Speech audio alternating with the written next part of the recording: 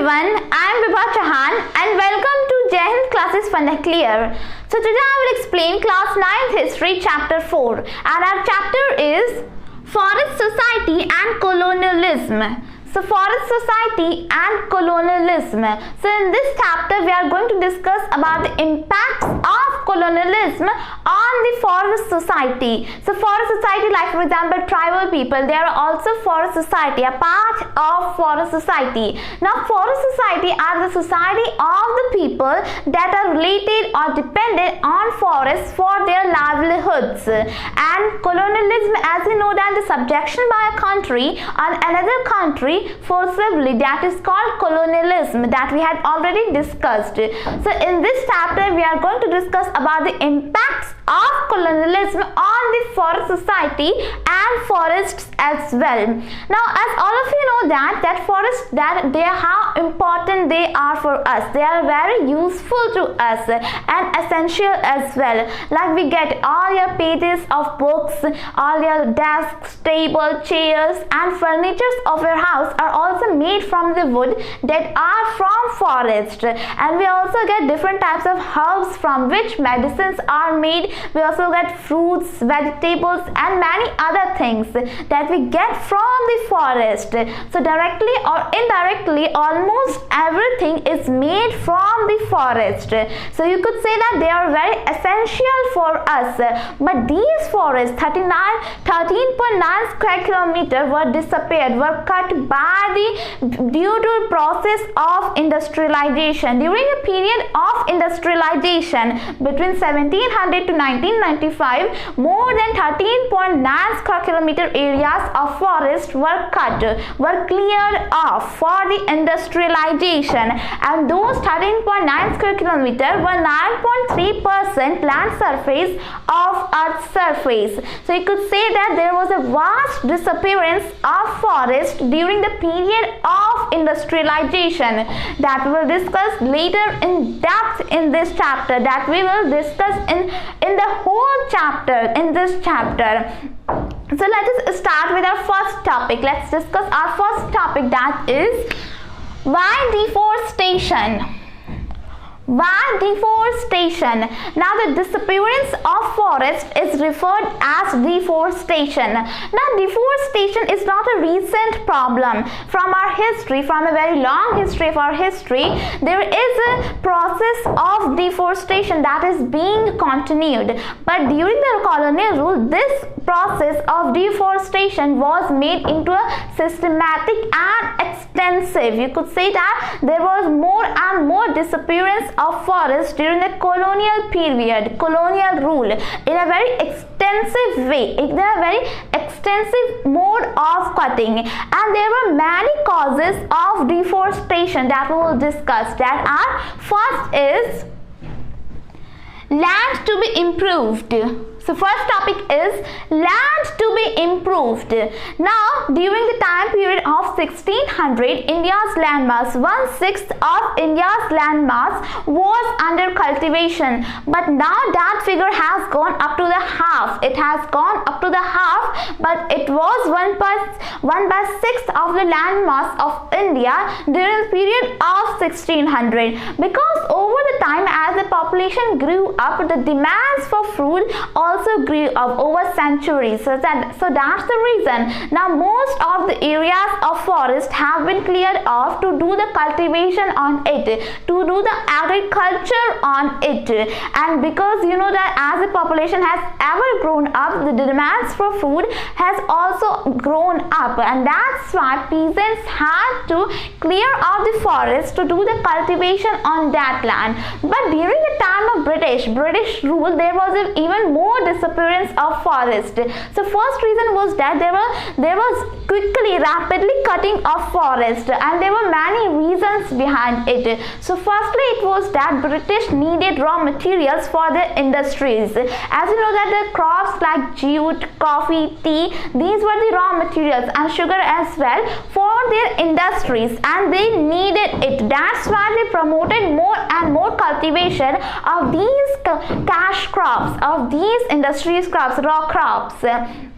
and they were also supplying these crops to their urban population of England. As you know that Britain, that is a small country, there aren't that much forest. There weren't that much forest as were in India. That's why most of the raw materials for the industries and for the growing urban population was from India, was exported from India. And secondly, Britishers thought that the forests were unproductive and had to be considered wilderness.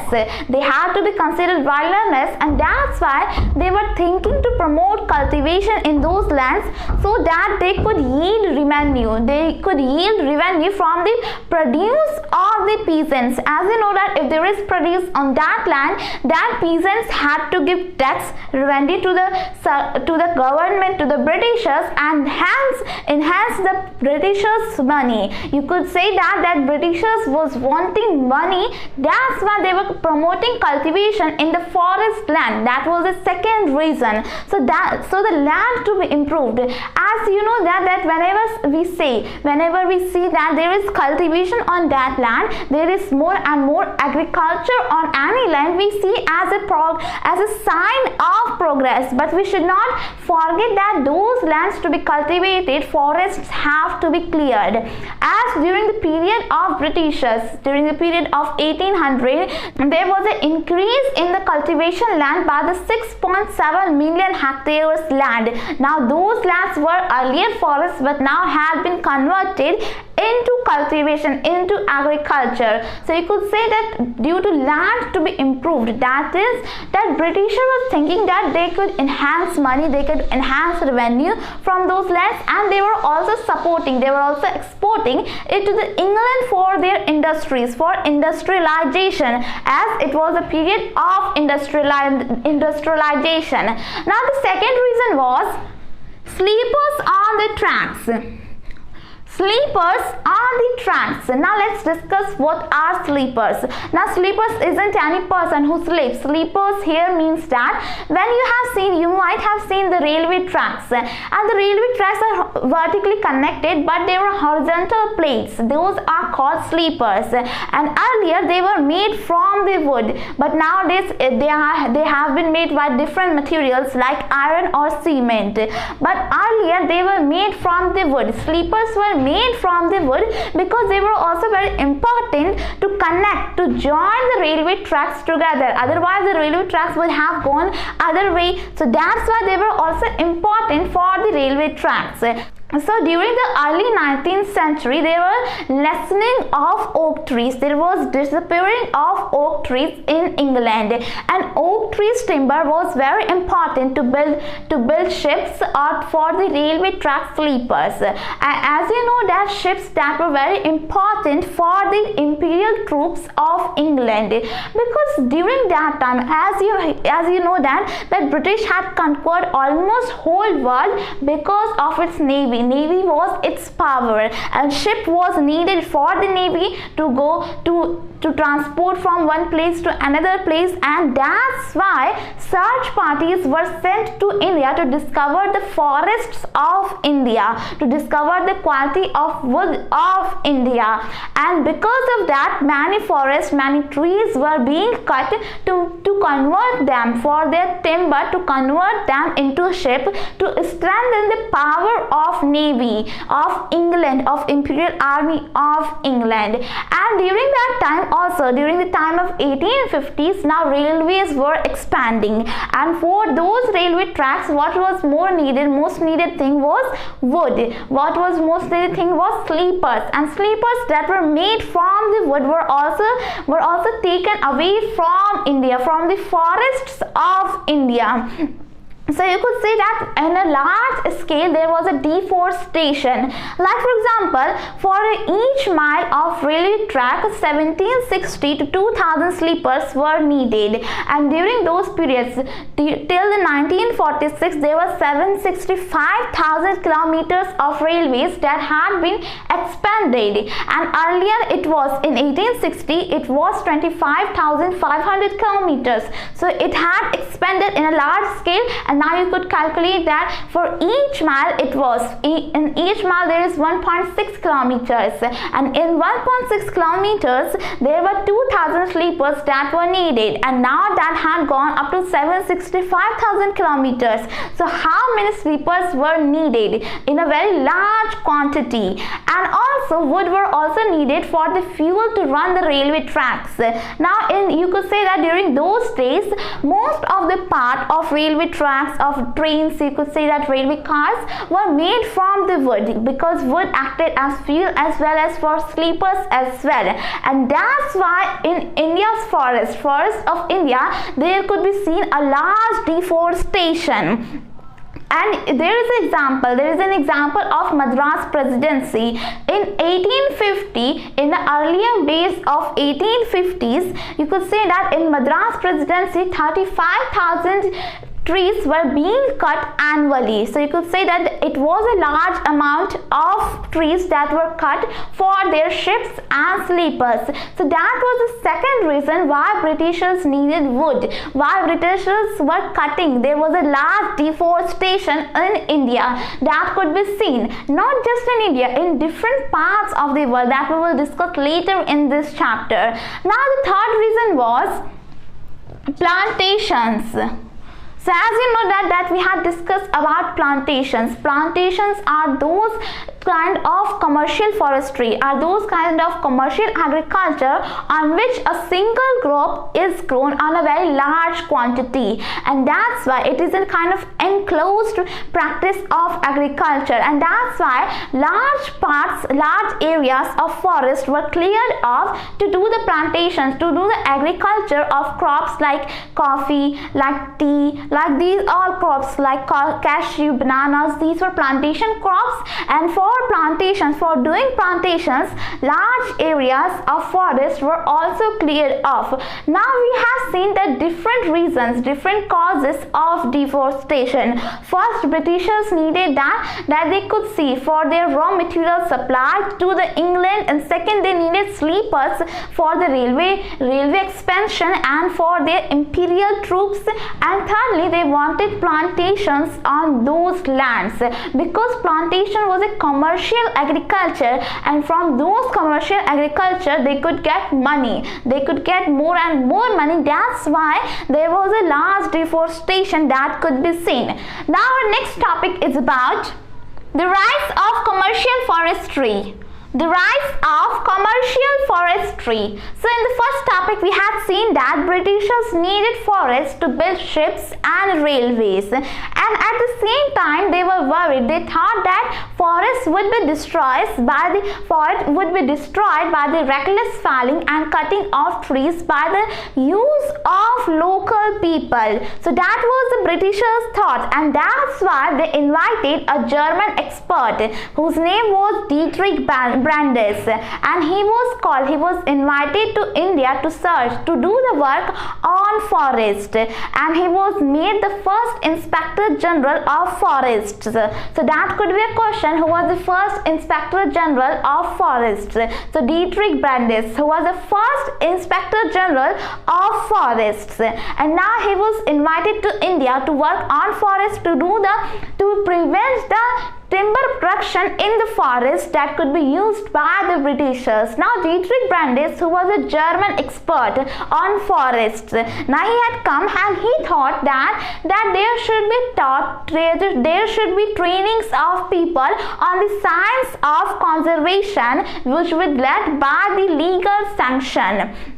Now science of conservation, and that should be led by the legal sanction. So that was Brandes' thought. He thought that people should be trained about the science of conservation, and there should be restrictions of grazing of cattle, of cutting trees, of use by the local people, and anybody who cut trees without following the restrictions or the guidelines given by the government, given by the Britishers should be punished, and hence he set up the Indian Forest Service in 1864. Now Indian Forest Service or IFS, he set it in 1864, and he also set up the Imperial Forest Research Institute in 1906 at Dehradun. So these three works were by Dietrich Brandis. What were those? Those were Indian Forest Service, Indian Forest Act of 1865, and Imperial Forest Research Institute in 1906 at Dehradun.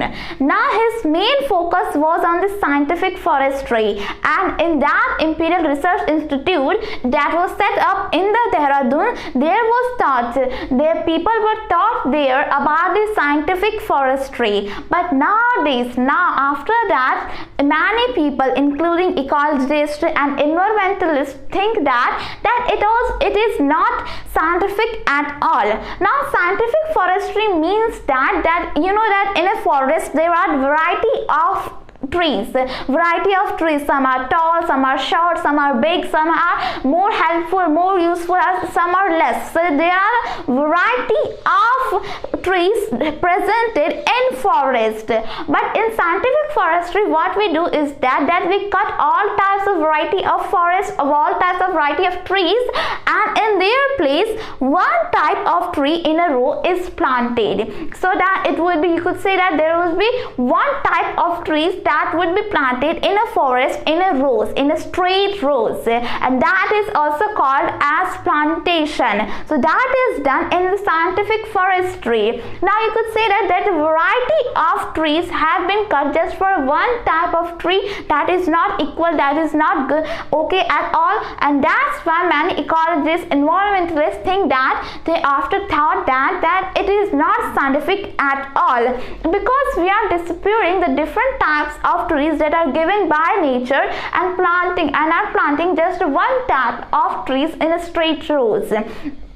And also those trees, many foresters would go to those forests on the ground and estimate the area of plantation that would be cut by the Britishers for their need, and after that those areas would be left barren, and after some years there would be more and more trees that would be grown, and then they could be recut by the foresters.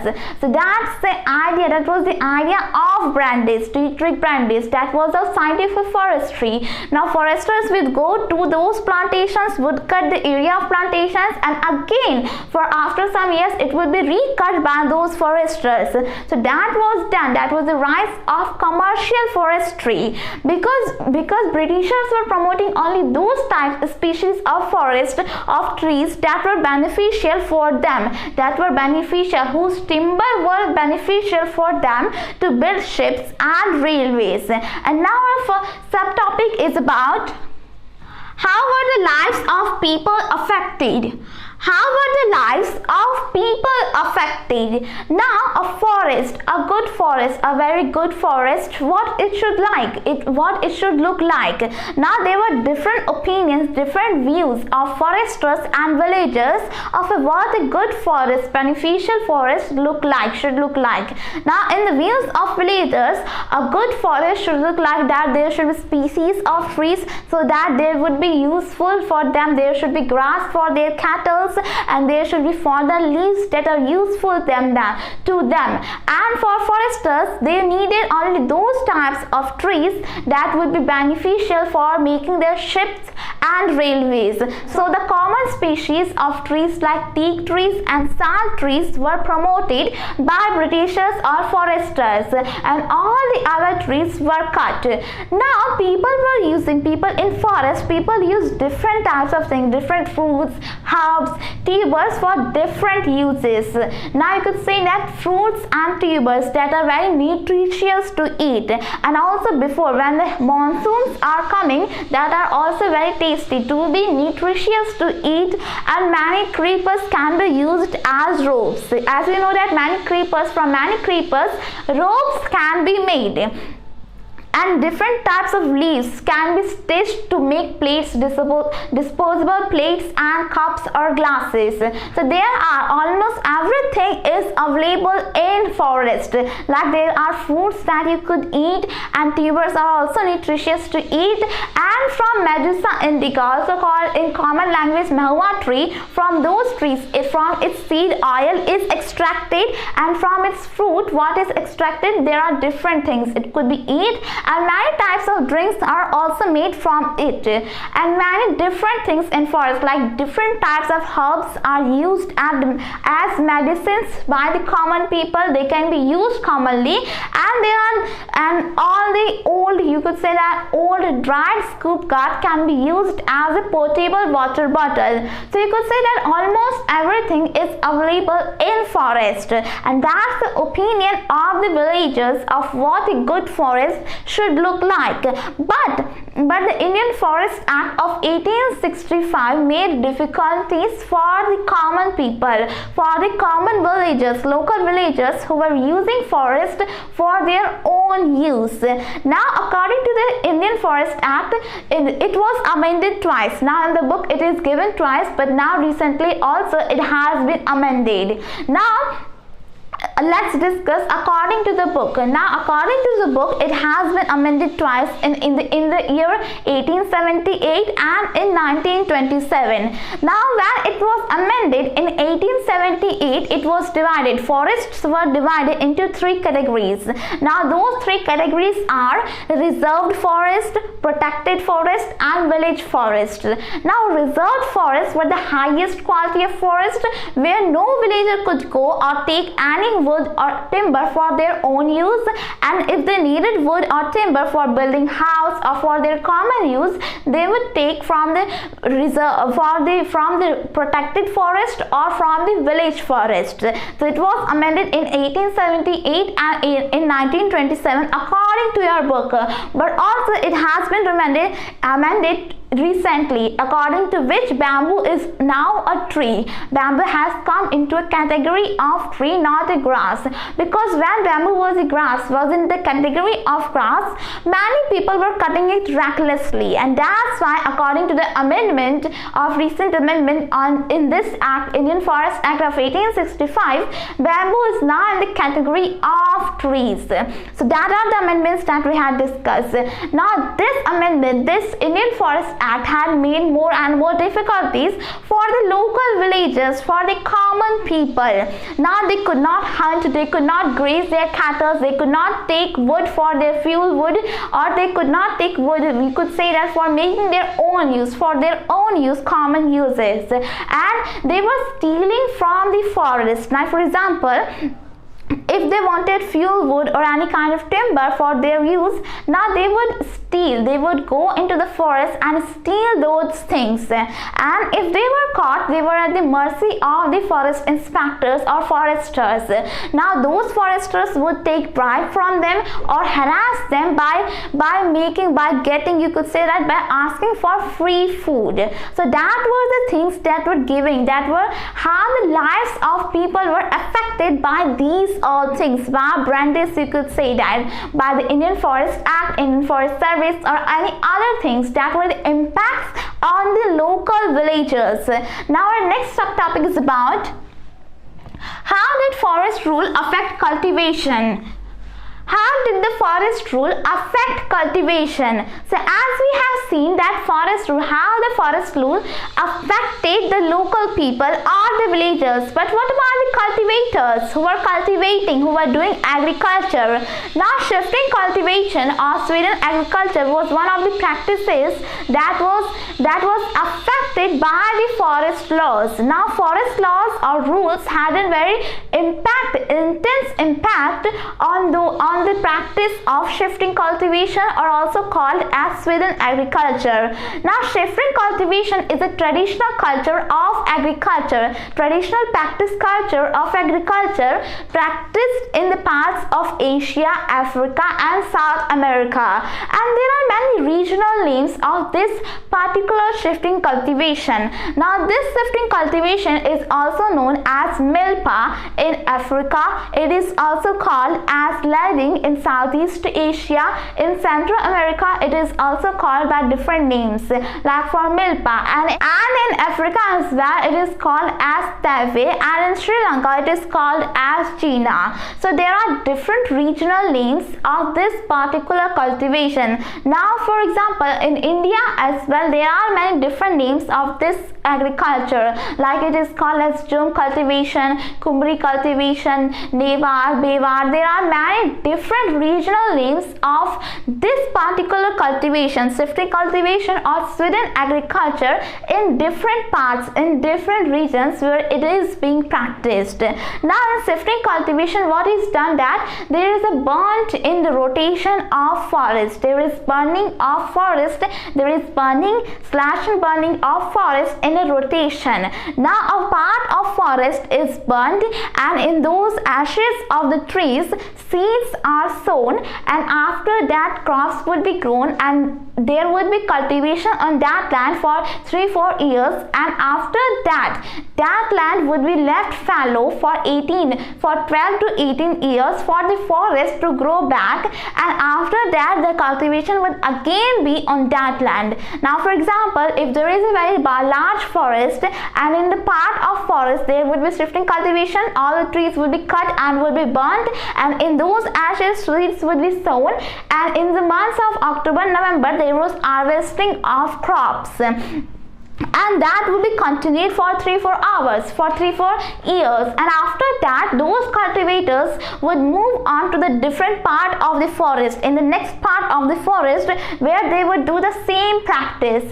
and they would continue this same practice, and after 12 to 18 years, on the first region of that forest, there would be forest grown back, and that would be continued, the same practice would be continued, and that's we call as shifting cultivation, because shifting cultivators don't stay at the same place, because they have to shift from place to place, from one place to another place for their cultivation, and that's why it is called as shifting cultivation, a slash and burn activity as well, or Sweden agriculture. Now it had a very impact, you could say that Britishers, foresters thought that this shifting cultivation is harmful for forest, because once a forest is being burned, it is not productive, its timber is not productive for making railways or ships, and that's why they thought that this practice, shifting cultivation, is harmful for the forest. And another more thing was that the flames of those burnings in the forest, if a forest is being burned, like for example, if there is a forest and half of that forest is reserved forest and another half is for shifting cultivation, so Britishers said that there is a danger of spreading of flames to the reserved forest, and then the productive timber would also be destroyed, would also be damaged. So that's why they banned the shifting cultivation, because there was another thing as well. If there is a shifting cultivation, so calculating the tax revenue on that cultivation was also very hard, because the cultivation is not the same ground, they are shifting from one place to another place. So calculating the taxes was also a big problem for Britishers on the shifting cultivation, and that's why they banned this shifting cultivation, and that had henceforth people had to people were displaced from place to place. Now people shifting cultivators had to leave their forest and had to do different works, like you know that in many construction sites we can see many of the cultivators, many of the tribal peoples who are forest society that belonged to the forest society. Now that they had to work, they had to go in different areas in search of work, and now they were doing work as laborers in many factories, in many sites, construction sites, and now there were many shifting cultivators who did work, who went from place to place in search of work, and many also raised their voice through large or small rebellions. But those rebellions were also suppressed, as we'll see later in this chapter about rebellion. So they were doing rebellions on very large or very small scales that depended on them. So that was the effect of forest rule, forest laws on this shifting cultivation. definition of the cultivation or civilian agriculture. Now our next subtopic is who could hunt. Now the question is who could hunt. Now before these forest laws, all the forest laws has also impact on the forest dwellers.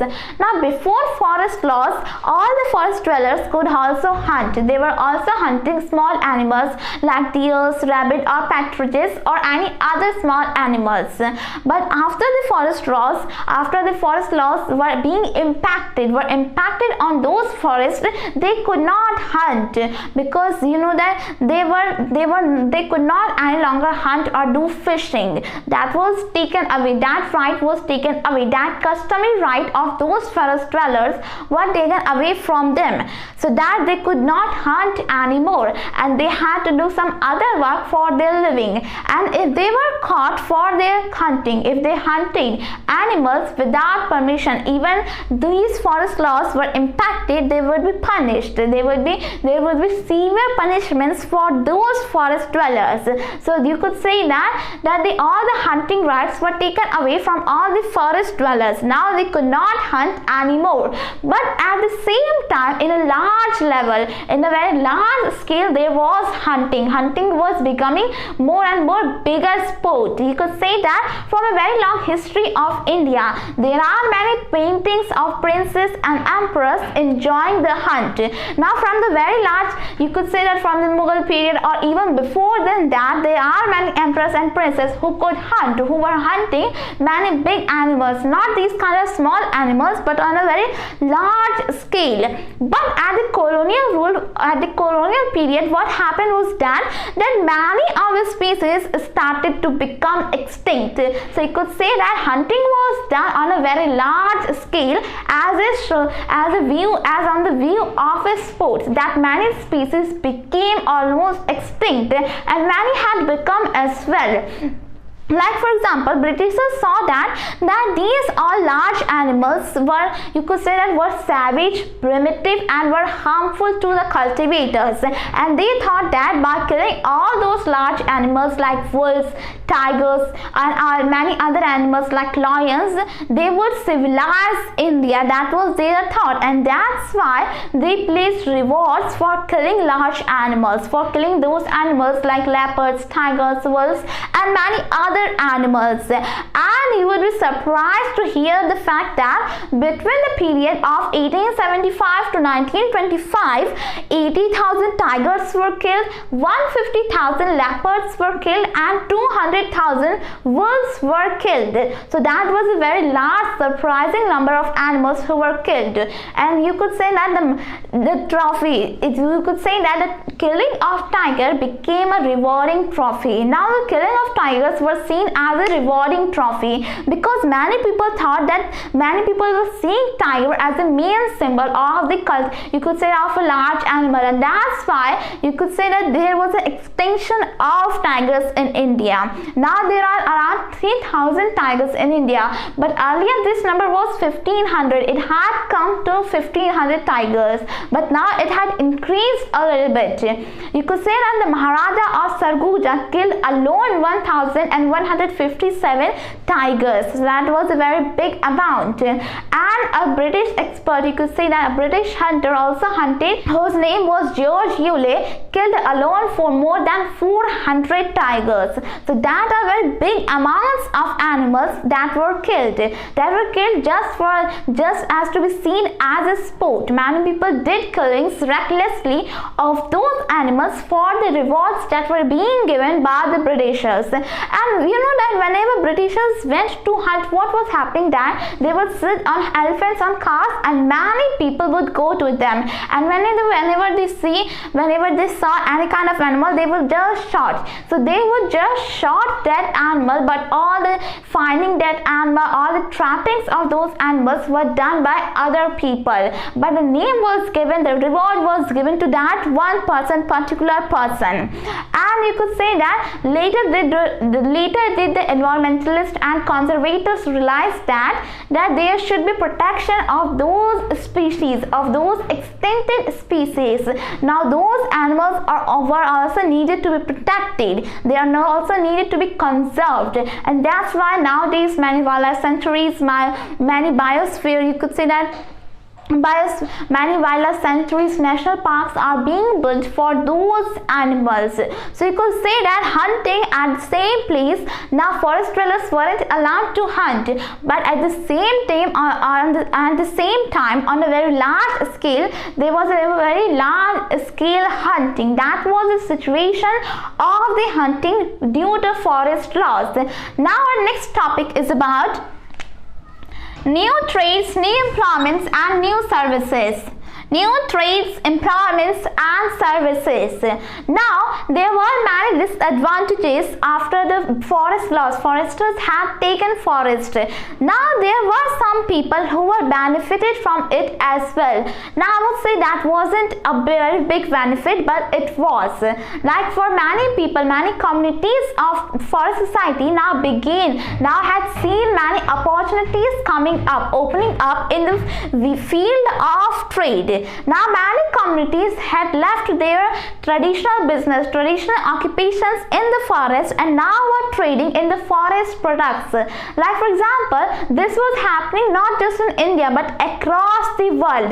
Like for example, in Brazil, in the Amazon forest of Brazil, there is a community that is called as Munduruku people. Now Munduruku people saw that of the Brazil Amazon forest, they saw that there was a high demand for rubber in the industries, in the industrial society, and that's why they began trading in the latex from the wild rubber trees, and from that latex afterwards rubber would be made. So they began to trade in latex that were collected from the forest, and then they would trade it to the traders, and then it would go to the industry. So slowly and gradually they became wholly depended on the traders. Now they were doing trade, their sole purpose was now trading. But what about the India? Was it fruitful for India? Was it beneficial for India? I would say not. I would rather say not, because there have been old records of the tradings of trading communities, of forest communities trading with emperors, many traders for the forest products. Now there have been trades by the forest society, by the forest communities in India among the trade of the forest products, like in elephants and other goods like ivory, skin, hides, skin, horns, hairs, feathers of animals, and many other things like honey, gums, fruits, and many other things that were forest products. Now there has been trade, there have been old records of those trades. So that was not a new thing in India, and moreover those trades were now regulated by the British government, and they had given the sole right of trading in forest products to the European firms companies, and now they had the sole right of trading in forest products. Now those trading communities or those tribal communities or forest society communities were left alone. They didn't have even their right to trade in those forest products. So that wasn't beneficial for India, because the sole right of trading in the forest products were given to the European companies, European firms, and now they began trading in those forest products, and those communities of forest society had now to work in the factories, in mines and plantations, because now they were seen as the criminal tribes. And why they were seen as criminal tribes? Because there were restrictions on the producting, you could say, on the trading of those forest products, and they were still trading in the forest products. That was why they were called as criminal tribals or criminal tribes. And after that they were recruited forcibly to work in factories, mines and plantations. Now working in plantations or factories or mines didn't mean that there was well improved for their well improved being. There wasn't any kind of improved their situation. There wasn't kind of any improved one in their situation. There wasn't a well-being in their situation, because many men and women from different communities, from different tribal communities like the Santhals and Oryans of Odisha and from Jharkhand as well, were recruited in the tea plantations in Assam. But the situations, they were very low wages for them, and the conditions, the working conditions were very bad, were very worse, you could say that. So comparing to the wages, through their very low wages, their conditions of workings were very hard. So that was the situation. That is not that all the opportunities were opened up for the tribal people in India. So that was the situation. The new trades, new employments and new services that hadn't any benefited community in India, but across the world there was still a hope of it. So that was the situation of new trades, employments and services. Now our next topic is rebellion in the forest. Rebellion in the forest. So many communities across the world raised their voice and did rebellions, and they are still remembered. As you know that forest laws, foresters had taken over the forest of our society, and that's why many communities across the world raised their voice against them and did rebellion, rebelled against those foresters, against Britishers. And they are still remembered nowadays in songs, in poems, in slogans and in plays. Like for example, in India, Alluri Sitaram Raja of Andhra Pradesh, and we had discussed in the class 8th about the Birsa Munda of Chota Nagpur, who was also from a tribal community and had rebelled against the Britishers. And there are many people like Kanu and Sidhu of Santhal Pragans. Pragans means a cluster of villages. So there are many people who are remembered even nowadays for their work. They had rebelled against Britishers for the forest laws. And one such rebellion that we will discuss is Bastar Rebellion of 1910, and that we will discuss. So first let us discuss about the people of the Bastar. So our subtopic is the people of Bastar. So the people of Bastar. Now Bastar is located in southernmost part of Chhattisgarh and on the borders of Orissa, Andhra Pradesh and Maharashtra. Now that is a place that is located in Chhattisgarh, southernmost part of Chhattisgarh. Now the middle part of Bastar is on a plateau, is located on a plateau, and in north of that plateau is the Chhattisgarh plain, and in the south of that plateau is Godavari plain. So that is the region, geographical region of Bastar. Now there are many communities that live in Bastar like Marya and Murya Gons, Phatras, Halwas and many more like Dhurvas as well. Now those were the communities that used to live in the Bastar region of Chhattisgarh.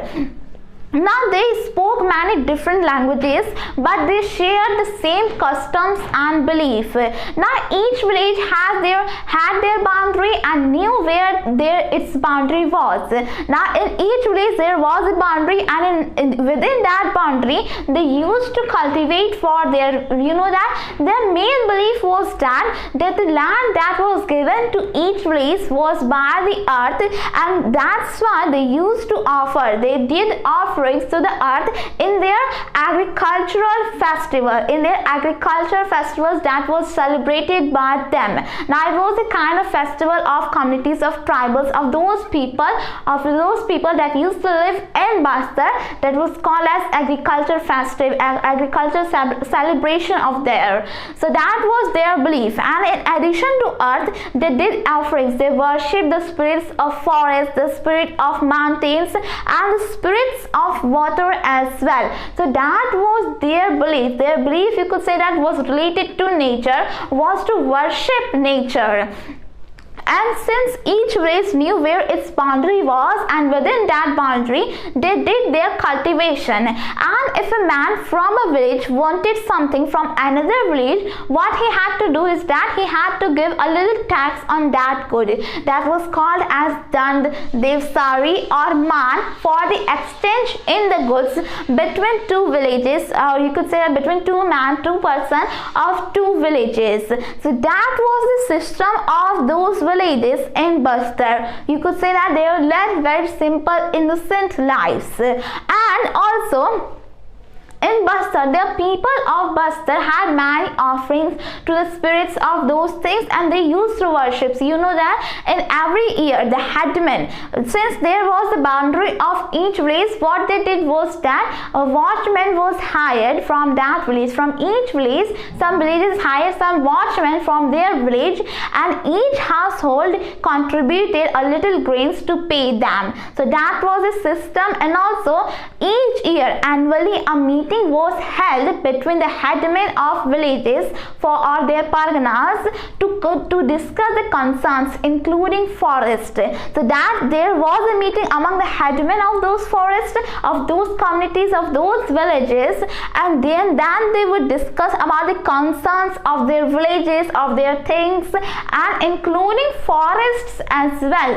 So that was the situation of the people of Bastar. Now Bastar, that is located in Chhattisgarh, and there are many villages that are in Chhattisgarh of tribal communities. Now that you could see that they were very related, that they were very openly minded people, they were united people. And how the rebellion started, what the fears of people, let's discuss. So now our next subtopic is the fears of the people. The fears of the people. So you know that when in 1905 to 1906, the colonial government proposed to reserve the 2/3 of the forest. Now all the communities, all the villages of the Bastar region were worried, had started to worry about it, and all the villages weren't, all the villagers, all the people from those villages weren't allowed to go on the reserved forest. As I have said that there were 3 categories of forest that were reserved, protected and village forest.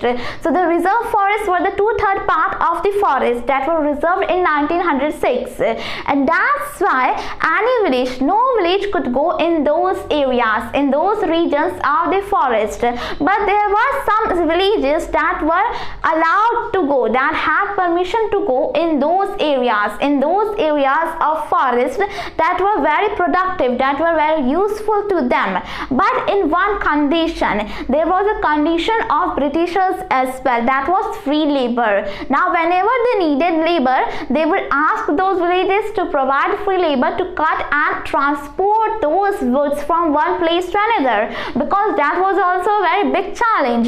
Now they had reserved the forest, 2/3 of part of the forest, but what about the cutting the trees, or you could say that transporting them from one place to another place? That had to be done by the labor, by the manual labor. And that's why in one condition, to provide the manual labor, they had allowed those villages, to go to reach into regions, to reach into the reserved forest of the Britishers. That was the only condition. So that had to be done. Now labor's condition was also very hard. They had to cut so many trees. The conditions weren't very good, and that's why initiatives were being taken. Now people were thinking of rebelling against Britishers, and the conditions worsened when there were famines, 2 continuous famines in 1899 to 1900, and again famine struck into the Bastar region in 1907 to 1908. So that worsened the condition, the situations in the Bastar regions, and that's why the initiative of rebelling against the Britishers was taken by the Kangar of the Bastar region, by the Kangar people, by the Kangar community of the forest. Now it had been taken, it was the initiative that was taken, and there is no record of it, but people say that the most important, you could say that most important important fact or most important contribution in the Bastar rebellion was done by the Gundadhur forest, by the Gundadhur people. So that they had also contributed in the Bastar rebellion, and initiatives were taken by those. And now in the bazaars, in any function, there where the headmen or the priests of the villages had assembled, there were discussions about rebellion, about rebelling against Britishers. And now when the rebellion was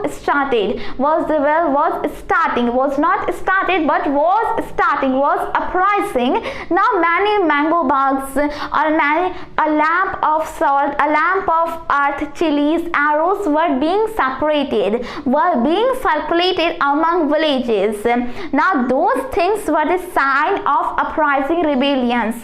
Now they were uniting. Those things were for to unite all the village for the rebellion expenses. So that had to be done for the Bastar rebellion.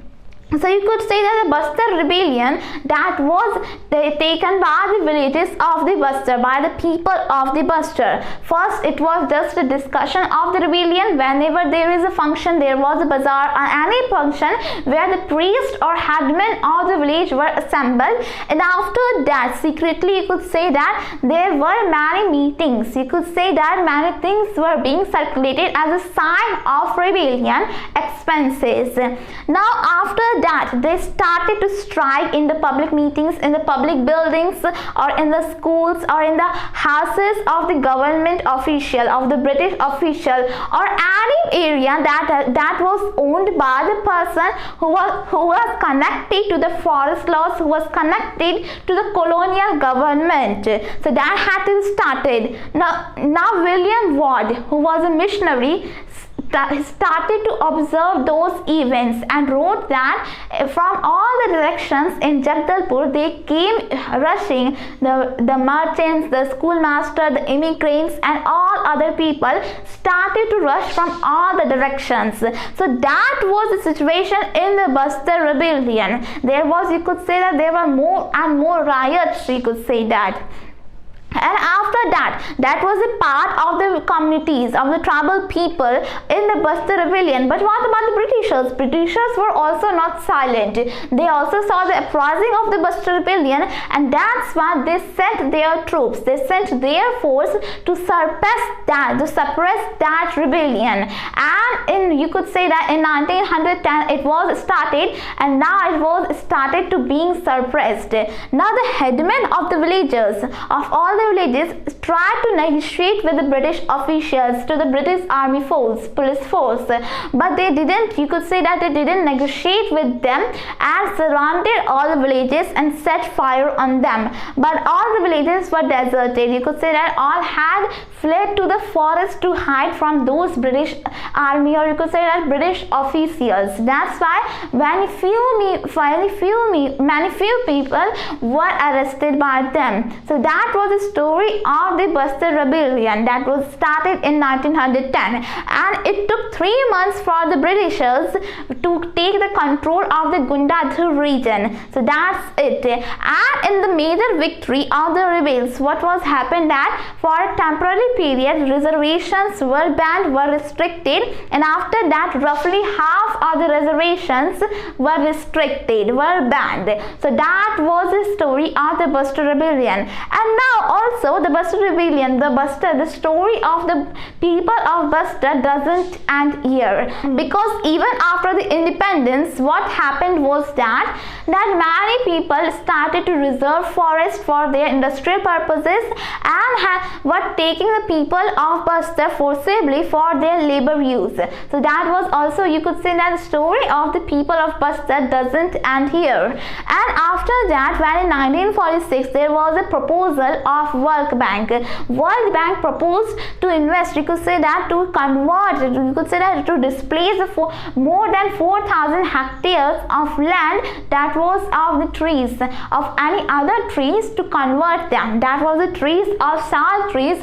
Now they wanted to convert them into tropical pine trees, so that they could get pulp from those trees for the paper industries. But there were protests against against it. Many environmentalists protested against it, and after that this project of converting, of displacing all those sal trees into the tropical pine trees was rejected, was stopped, you could say that. So that is the story of the rebellion of Bastar that started in 1910, and it took 3 months for the Britishers to take control all over it between February to May. So that's the story of the Bastar rebellion, So now that we have seen about the forest society, about the forest changes in India, now let us see some transformation in the forest of Indonesia. So now our next topic is about forest transformation in Java. Forest transformation in Java. So Java, that is known for its rice producing. It is a very famous rice producing island in Indonesia. But once upon a time, it was an area with very large forest, with a very large forest, you could say that, of tall trees. So once it was covered with many forests around it. But now it is a very famous rice producing island in Indonesia. So as we have seen that the colonial power in India were Britishers, but in Indonesia the colonial power were Dutch. Now there are many similarities of laws for the forest control in India and in Indonesia, or precisely Java. So the Dutch started to control the forests of the Indonesia from the region that is Java, that is now an island. So they started their controlling over forest from the region of Java, and it is known that in 1600 there was a population of Indonesia was an estimated population of Java was an estimated 3.4 million, and among them not all the people lived in place. Many of them lived in mountains, near waters, or in the valleys, lived like a tribal communities that were dependent for their livelihoods in the forest, on the forest. So that is, you could say, the transformation in Java. How the things transformed, let's see. So our first subtopic is about the woodcutters of Java. The woodcutters of Java. Now the clans of Java were a community of skilled forest cutters, and you could say that cultivators, shifting cultivators.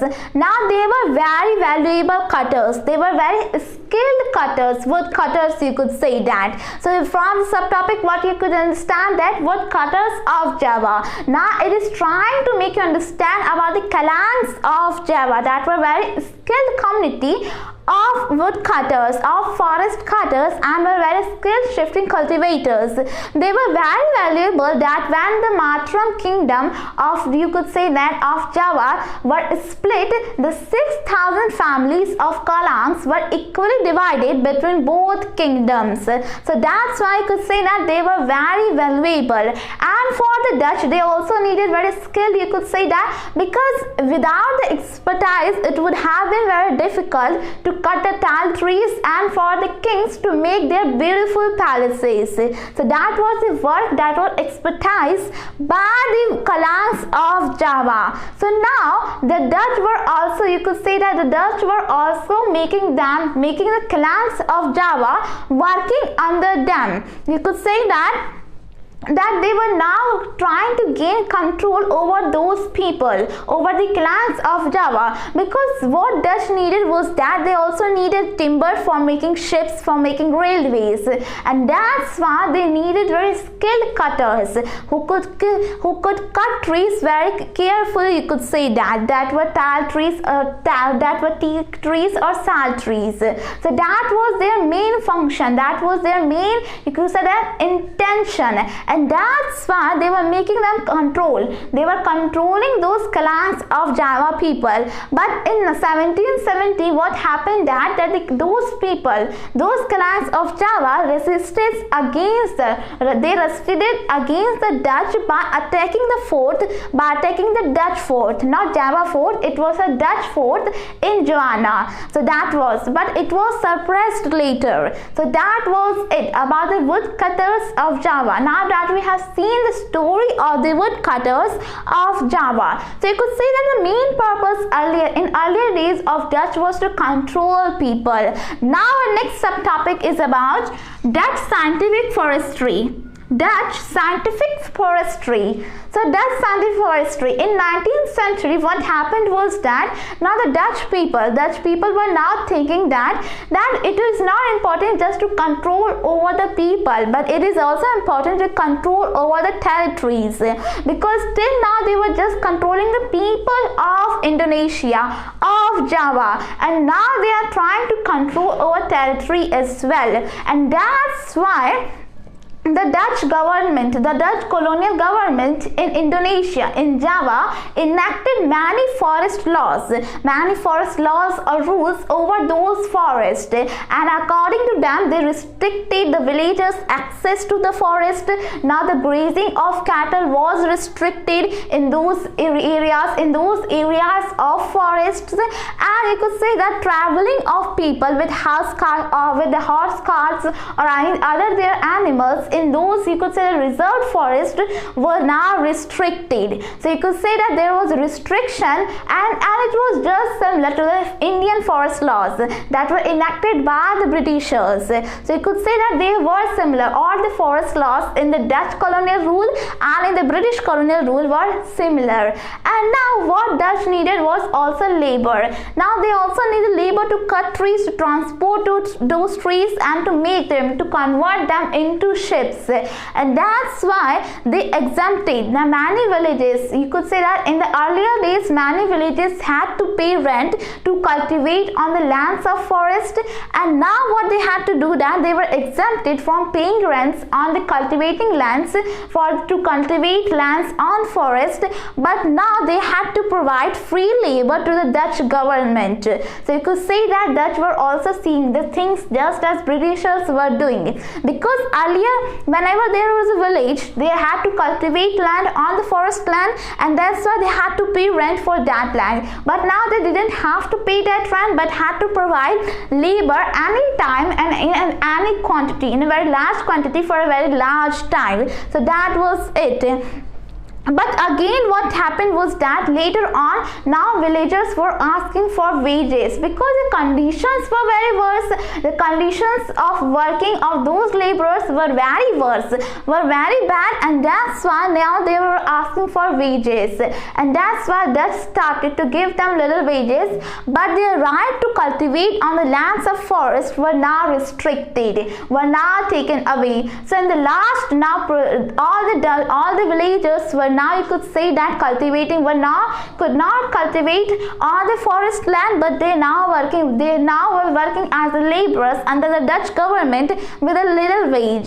So that's, you could say, that Dutch scientific forestry. Now British scientific forestry we had also read, and now this is a kind of Dutch scientific forestry. Now that we have seen that Dutch now had come into the Indonesia and what they had done. Now our next subtopic is about Salmon's challenge. So Salmon's challenge.